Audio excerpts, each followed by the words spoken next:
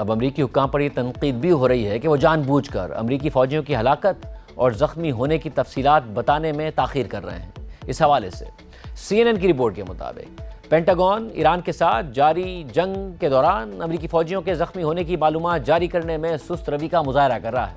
Pentagon ایرانی حملوں کے اثرات کی عوامی طور پر تصدیق کرنے سے گریز کر رہا ہے اور زیادہ تر اعداد و شمار ایک فوجی ویب سائٹ پر جاری کرتا ہے، جس میں کئی دن بلکہ بعض اوقات کئی ہفتوں کی تاخیر ہوتی ہے۔ حکام کا کہنا ہے کہ یہ تاخیر فوجیوں کی حفاظت کے لیے کی جاتی ہے۔ اس سے پہلے جنگ کے ابتدائی مراحل میں سینٹ کام کی طرف سے زخمی ہونے والے فوجیوں سے متعلق وقتاً فوقتاً معلومات جاری کی جاتی تھی، لیکن گزشتہ چند ماہ سے وہ ایسے حملوں کے بارے میں باقاعدگی سے معلومات فراہم نہیں کر رہے۔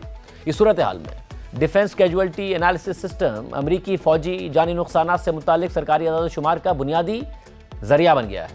CNN کے جائزے کے مطابق اس نظام میں معلومات اپڈیٹ کرنے میں نمایاں تاخیر دیکھی گئی ہے۔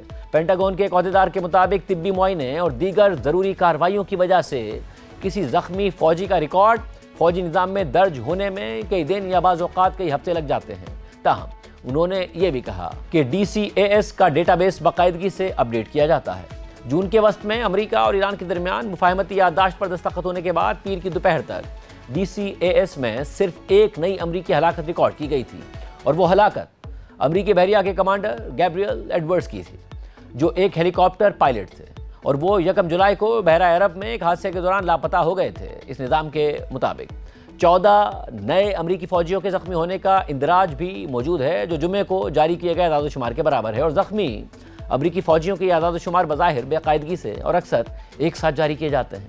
13 جولائی کی ڈیٹا بیس کی اپڈیٹ میں امریکی فضائیہ کے ایک اہلکار کے زخمی ہونے کا اندراج کیا گیا، جبکہ 17 جولائی کی اپڈیٹ میں 10 فوجیوں اور 3 بحری اہلکاروں کے زخمی ہونے کی اطلاع شامل کی گئی۔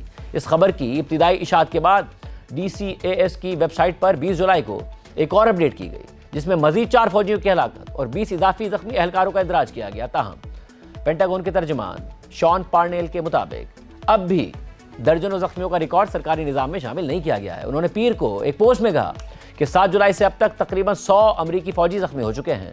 ان کے مطابق زیادہ تر زخمیوں کو ہلکے درجے کی کنکشن ہوئی۔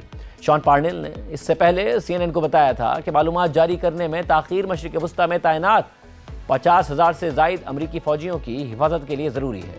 جمعے کو اردن میں واقع موافق السلطی ایئر بیس پر ایرانی میزائل حملے میں 2 امریکی فوجی ہلاک اور 1 لاپتہ ہو گیا تھا، جبکہ شمالی عراق میں گرائے گئے ایک ایرانی ڈرون کو ناکارہ بنانے کے دوران ہونے والے کنٹرول دھماکے میں ایک اور امریکی فوجی ہلاک ہو گیا تھا۔ CNN کے مطابق حالیہ حملوں میں خطے بھر میں زخمی ہونے والے امریکی فوجیوں کی درست تعداد سامنے نہیں آئی ہے۔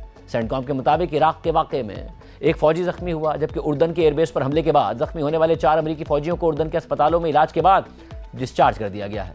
سینٹ کام کے مطابق اس کے علاوہ کچھ دیگر اہلکاروں کا معمولی زخمی ہونے کے بعد طبی معائنہ کیا گیا اور وہ دوبارہ اپنی ڈیوٹی پر واپس آ گئے۔